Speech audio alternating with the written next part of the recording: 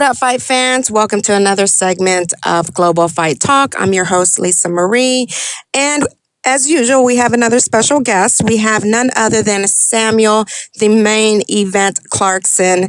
Now, Sam's going to be stepping in the ring April 9th in New York. He's going to be fighting for the NABF junior light heavyweight against a very tough opponent, a veteran to be exact, Istvan Zeller.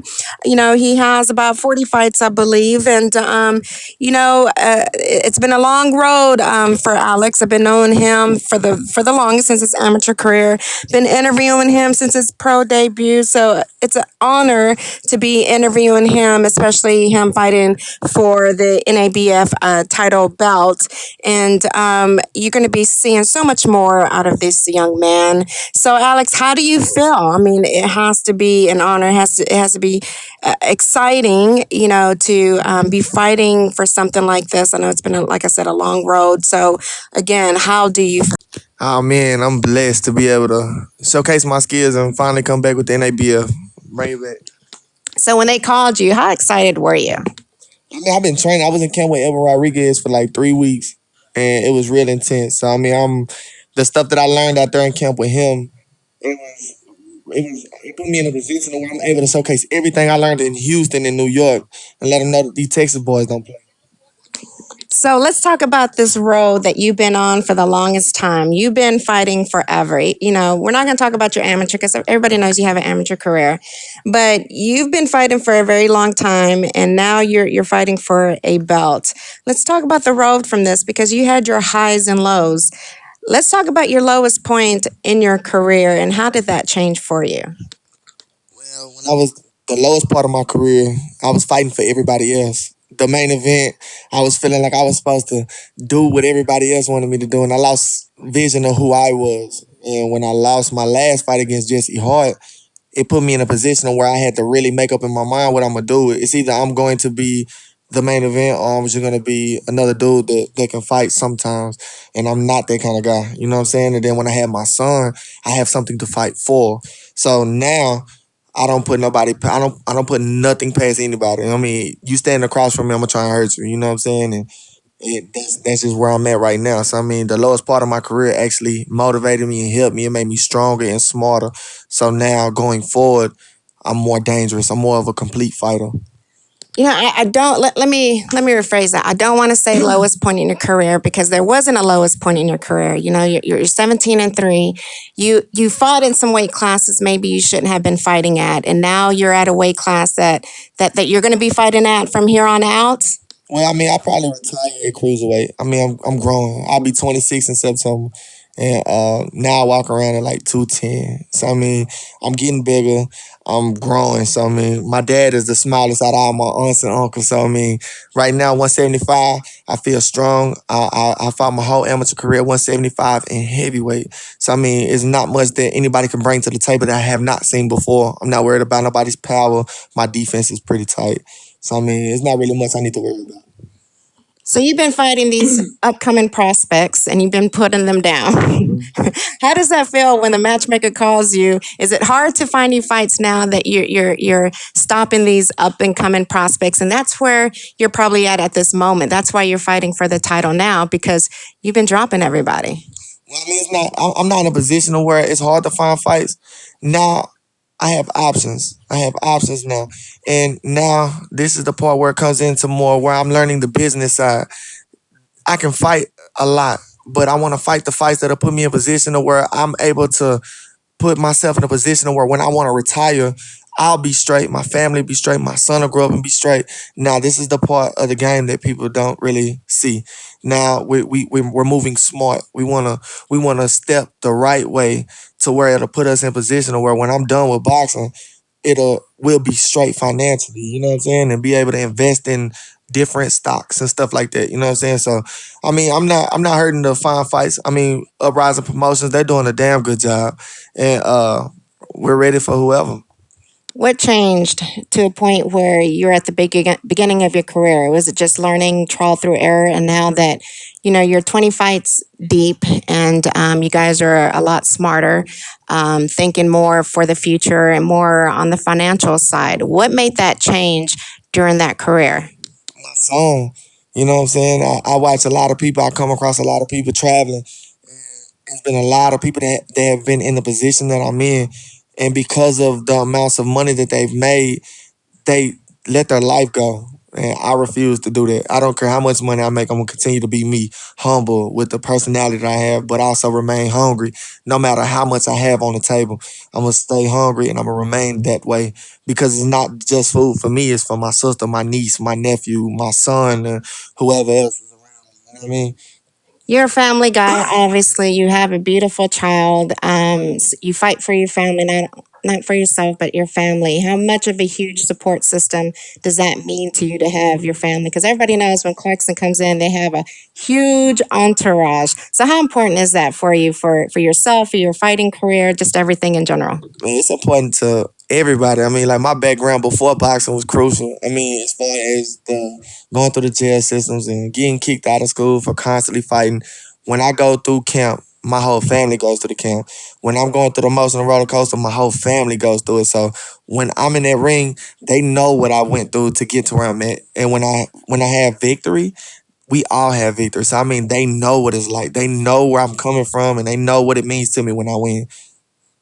So let's talk about your opponent. I mean, he's a huge veteran. He's, 30 wins, 10 losses, I believe. Do you find at any point that this is a dangerous fight for you because he's a veteran? Not at all. Not at all. I mean, I've been in there with some of the best. I've beat Cedric Agnew. I've sparred with Edwin Rodriguez, Saki Obika, James Kirkland, Brian Vera. I'm I'm battle tested. I've been in some really tough fights, and I know what it's like to come out there dark.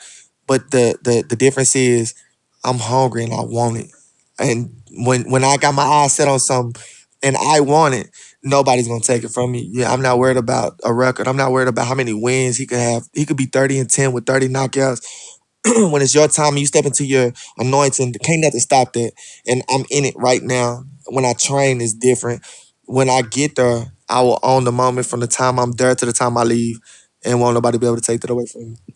You have to train for, opponents differently. What did you have to do for this opponent coming up? Especially like I keep saying he's a veteran, and being a veteran is very I won't say it's a dangerous thing, but they're in there, they've been there, I don't know, probably with the best. I'm not too sure. Don't know too much about your opponent, but what did you have to change for this guy? Or are you just fighting just how you usually train for? Well, no, we studied the dude. I mean, he's like he has 30 wins, so I mean he can't be sorry. He has to be good. So we watched him. We watched the people he's fought that they have on the internet, and we learn from his mistakes and the other guy's mistakes. So I'm a lot tighter now. My punches are a lot more crisp. My combinations are faster. We've done tremendous exercises with 20-ounce gloves on. I mean, it's been hard. It's been hard.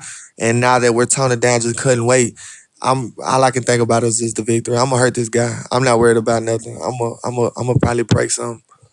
DFW has probably the best up and coming fighters coming up. And for a while, you had Maurice Hooker coming up, you had Earl Spence, you have all these other guys.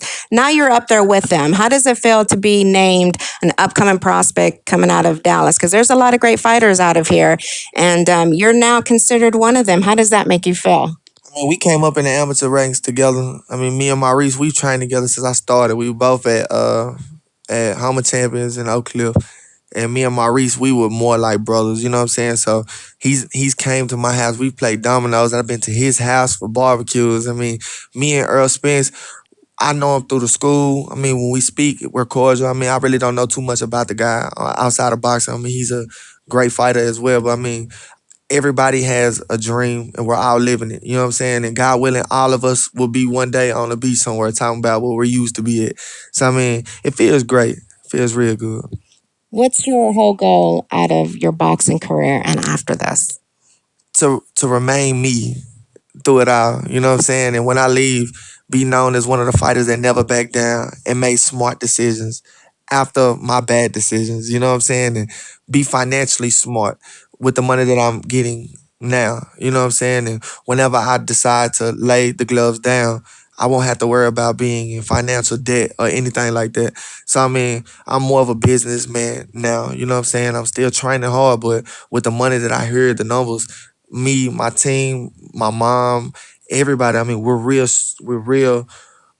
strict on what we let go and what we let out. You know what I'm saying? So I mean, I just at the end of it all, I just want to be smart enough to be able to walk away from it and be financially straight. One of your favorite fighters, who do you look up to and why? Roy Jones Jr. I don't know. I just feel like me and him had the same personality. Like as far as fighters, it don't matter who. If you're in front of me, the people he fought, the records never matter. And to me, I feel the same way. I've been in there and I know what it's like, and it's just fun to test yourself and see what happens. I mean, you can get knocked down, you get up. I mean, it's all a battle. It's a war. I love it. I don't know. I love it. Roy Jones is probably the best one. Your dad's your trainer. Has he been your trainer this whole time from your amateur career? Yes, ma'am. I mean, I started off with Vincent Coach, and that really it was good, but I didn't really feel like I was learning that much. I told my dad, I was like, if you don't train me, I'm gonna quit. And he was like, Nah, you ain't finna quit. And I was like, Well, you gonna have to train me. So we started from the bottom and we grew together. And I think that's why the chemistry is so good because I didn't know nothing and he didn't know as much as he knows now. We grew together, literally. We climbed the ladder and we killed everybody. So I mean, we just kept studying, and we kept practicing, and it works for us. So I mean, yeah, my dad is my coach, and he will be my coach through it all. Okay, I thought you were going to do like a Drake quote, started from the bottom. I thought that's what he was going to say. No, I'm just kidding. But is there anyone particular that you look up to besides just fighting? Well, I mean, my family. I mean, I really don't look up to a lot of people. I mean, other than my dad, my mom, I've seen them go through certain things to where in boxing, it kind of reflects itself on life. And I see them when they go through hard things, and it's supposed to be like that. There's gonna be times where you get knocked down, but do you stay down? Is the question. You know what I'm saying? And when you go through certain things and it's hard, you fight harder. You fight back. You fight back. You never lay down. And that's one thing I learned from them too through their relationship. I mean, I've seen them come through a lot. You know what I'm saying? And in boxing, it's the same thing. It's times where the fight's going exactly how you want it to be, and then you get caught with a punch and you can't see nothing. But that doesn't mean you retreat. It doesn't mean you fall down. It means you get your shit together and you fight harder. And then you never know how the tables could turn. You know what I'm saying? What ifs don't always have to be bad. You know what I'm saying? I look up to them. What is your prediction on April 9th? Second round knockout with a mean body shot. Okay. Second round. Your nickname, your fight name is the main event. You're fighting for the main event. Why choose main event? Is it because this is what you've been waiting for, or who gave it to you, or did you give it to yourself? When I was in the amateur tournament, we was in a spring break tournament, and I was the last fight. Everybody fought, and I thought everybody was gonna leave. So I'm like, okay, what else? Everybody stayed. I went changed clothes, came back downstairs, and I'm getting ready to fight. Everybody was on their feet. And then after I fought, I beat the guy. He was a Marine. I forgot his name, but after that, I think it was I forgot the guy's name. It was one of the coaches or officials. He was like, "Man, you're like the main event." And I was like, "Yeah, I am the main event." And I was like, "I might as well rock with the name." And then I just kept it. I went and got it tatted on my stomach, and I go by that. I mean, whatever I'm doing, I'm gonna be the main event in it. I mean, I could be the first fight, but it'll still be better, or if not better. I meant to say as the last fight. So I mean, main event. I feel like I can live up to that name. Is this fight going to be on TV, or is it just going to be broadcasted in New York? I think it'll just be broadcasted in New York. I'm not sure how they're gonna do it. They might do the Periscope thing, but I'm not for sure. But I'll know all the details soon. Well, I know my team member Christine Lopez. She's going to be doing the Periscope. She's going to. Well, I don't know if she's going, but I know she's going to be. She said she's going to be doing something on Periscope. Anyway, shout out to her. Before we wrap up this interview, any shout outs you want to give? Right now, I want to shout out to Uprising Promotions, MDF, Manos de Fierro. Coach Eddie, he's gave us an opportunity to have our own spot, and we're able to call it home. You know what I'm saying? And the definition of a gym, and we don't have nothing fancy. I mean, if you could see it, man, it's nothing fancy about our gym, but it's nothing but hard work. And this represents how we fight. We don't have beautiful bags. We put tape on everything. And when we hit these bags, we're trying to break the tape off the bag. You know what I'm saying? So shout out to him and my family and all the people in New York that's supporting me. And I'm coming and I'm here to stay. April 9th, I'm going to make a statement.